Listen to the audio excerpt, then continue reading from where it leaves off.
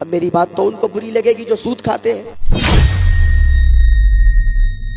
اور نہ جانے کتنے لوگ کھاتے ہیں، تو کیا میں سود پر تقریر کرنا چھوڑ دوں؟ کیا میں حضور کی بتائی ہوئی باتوں کو بتانا چھوڑ دوں؟ کیا میں نہ بتاؤں کہ سود کھانے والے کے لیے کیا گناہ ہے؟ کیا میں نہ بتاؤں کہ شراب پینے والے کے لیے کیا گناہ ہے؟ اندر تبدیلی پیدا کرنی ہوگی، آپ کو مصطفیٰ کی سچی غلامی قبول کرنی ہوگی۔ اگر مصطفیٰ کے سچے غلام بن کر جائیں گے تو پھر قبر میں فرشتے آپ کا استقبال کریں گے۔ حضرت عبداللہ ابن مسعود رضی اللہ تعالیٰ عنہ نے عرض کیا، یا رسول اللہ صلی اللہ علیہ وسلم، مجھے ایک بات بتائیں نا کہ اللہ تعالیٰ کے نزدیک سب سے بڑا گناہ کیا ہے؟ تو اللہ کے نبی صلی اللہ تعالیٰ علیہ وسلم نے فرمایا کہ سب سے بڑا گناہ اللہ کی ذات میں شریک ٹھہرانا کسی کو۔ دوسرا اپنی اولاد کو اس لیے قتل کر دینا کہ اس کو رزق کون دے گا، پالے گا کون۔ تیسرا پڑوسی کی بیوی سے زنا کرنا۔ اب دیکھیں اولاد اس کو بھی قتل کیا جا رہا ہے، حمل کو گرایا جا رہا ہے۔ آپ دیکھیں زنا کتنا عام ہو گیا ہے۔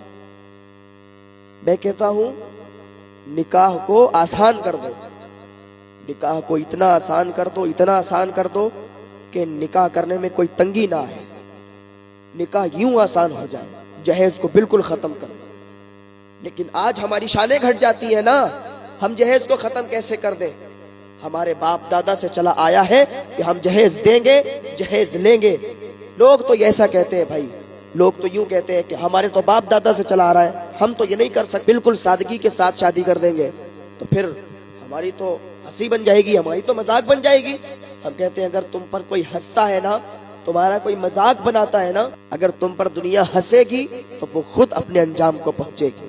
تم کو اگر کوئی ہنسے گا، تم سے کچھ کہے گا تو مت کچھ کہنا، صبر کر لینا، اس لیے کہ صبر بڑی چیز ہے۔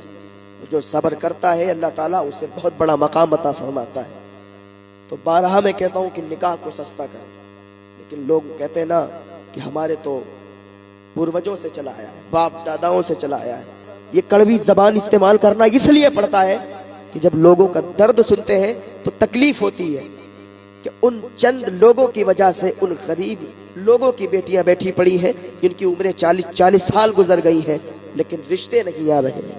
کیوں؟ کیونکہ یہ جہیز نہیں دے پائیں گے، ان کی اتنی استطاعت نہیں ہے، اور اگر کسی سے یہ ادھار لیں گے بھی، کسی سے قرضہ لیں گے بھی تو وہ انہیں جینے نہیں دے گا، طرح طرح کے تانے مارے گا، طرح طرح کی باتیں سنائے گا، 1 مہینہ، 6 مہینہ، سال بھر، 5 سال کا ٹائم دے گا، اس میں وہ انہیں جھنجھوڑ کے رکھ دے گا۔ جب ایک باپ اپنی بیٹی کی شادی کرتا ہے تو اتنا قرض دار ہو جاتا ہے، جو غریب انسان ہوتا ہے اتنا قرض دار ہو جاتا ہے کہ پوری زندگی وہ قرضہ اتارتا رہتا ہے۔ اپنی بیٹی کو رخصتی کرتے کرتے وہ اتنا دلدل میں پھنس جاتا ہے کہ پھر اس دلدل سے نکل نہیں سکتا، اتنا قرضے میں ڈوب جاتا ہے۔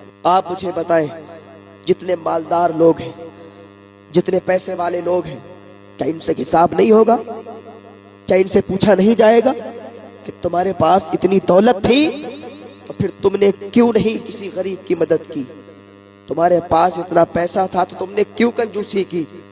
یہی پیسہ تمہارے گلے میں عذاب بن کر پڑے گا اور ڈالا جائے گا، سانپ اور بچھو کی شکل میں تمہارے گلے میں پہنایا جائے گا۔ کیا سمجھتے ہو کہ اس کا جواب نہیں دینا پڑے گا؟ کیا سمجھتے ہو کہ حساب نہیں ہوگا؟ وہ دن آئے گا اور بڑے بڑے لوگ آئے، سب مل گئے مٹی میں، سب چلے گئے، ملے خاک میں اہل شاہ کیسے کیسے، زمیں کھا گئی نوجواں کیسے کیسے، یہی تجھ کو دن گئے رہوں سب سے اعلیٰ، ہو زینت نرالی ہو فیشن نرالا، جیا کرتا ہے کیا یوں ہی مرنے والا، زمانے کے فیشن نے دھوکے میں ڈالا، جہاں جی لگانے کی دنیا نہیں ہے، عبرت کی جہاں ہے تماشا نہیں ہے۔ ہاں آج اگر آپ کسی غریب کی مدد کر دو گے، کسی غریب کی بیٹی کی شادی میں کچھ پیسے دے دو گے، کسی غریب کی شادی کرا دو گے تو تمہاری دنیا بھی سنور جائے گی، تمہاری آخرت بھی سنور جائے گی۔ یہ فعل تمہارا اللہ کے نزدیک بڑا قبول ہو جائے گا، اس سے تم بڑے ثواب کے حقدار بن جاؤ گے۔ ارے ایک غریب انسان ہے، ایک رکشہ چلانے والا انسان ہے، ایک مزدوری کرنے والا انسان ہے، کہاں سے لائے گا اتنے پیسے؟ कहां से करेगा बेटी की शादी? लोगों के तो इतने मुंह फैले हुए हैं, लोग तो इतना इतना मांग लेते हैं, शर्म नहीं आती उन्हें, शर्म नहीं आती कि वो काम क्या कर रहे हैं। जहेज में किसी बेटी के बाप से गाड़ी मांगना, जहेज में किसी बेटी के बाप से कार मांगना, और उसकी इतनी इस्तिताअत नहीं, इतनी हैसियत नहीं कि वो आपको दे दे। आप तो भीख मांग रहे हो। तो इससे बेहतर है कि आप किसी मस्जिद के दरवाजे पर बैठ जाओ, आप किसी मजार के दरवाजे पर बैठ जाओ कटोरा लेके और कहो हमें अल्लाह के नाम पर भीख दे दो। उससे बेहतर है जो आप लड़की वाले से भीख मांगते हो। हाँ, अभी लगेंगी मेरी बातें, आपको कड़वी लगेंगी, लेकिन मुझे फर्क नहीं पड़ता, इसलिए क्योंकि मुझे अल्लाह को इसका हिसाब देना है।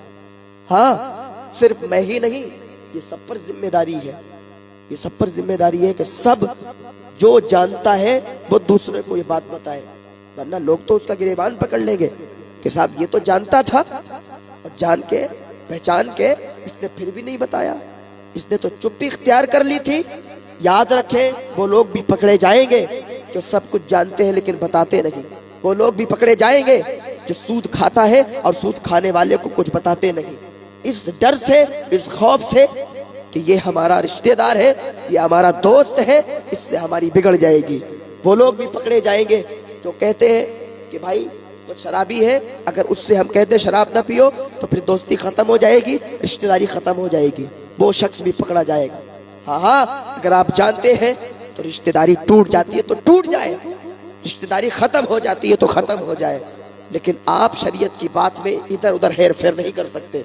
आप शरीयत की बात लोगों तक पहुंचाएंगे, आप दीन की बात लोगों को बताएंगे, इसलिए कि लोग अगर आपकी बातों को सुनेंगे तो हो सकता है आपकी बात सुनकर वो अमल कर लें, और अगर अमल कर लेंगे तो तुम्हारी भी दुनिया संवरेगी और उस अमल करने वाले की भी दुनिया संवरेगी, तुम्हारी भी आखिरत संवरेगी, उस अमल करने वाले की भी आखिरत संवरेगी। हाँ, लेकिन नहीं, लोग समझते हैं हमारा राब्ता खत्म हो जाएगा, हमारा ताल्लुक खत्म हो जाएगा अगर हम किसी को समझाएंगे, किसी को बताएंगे कि ये ऐसा गुनाह ना करो, ये ऐसा जुर्म ना करो, तो फिर हमारी बात खत्म होगी, हमारी बात कटेगी। इस डर से लोग नहीं बताते, नहीं पकड़े जाएंगे क्या?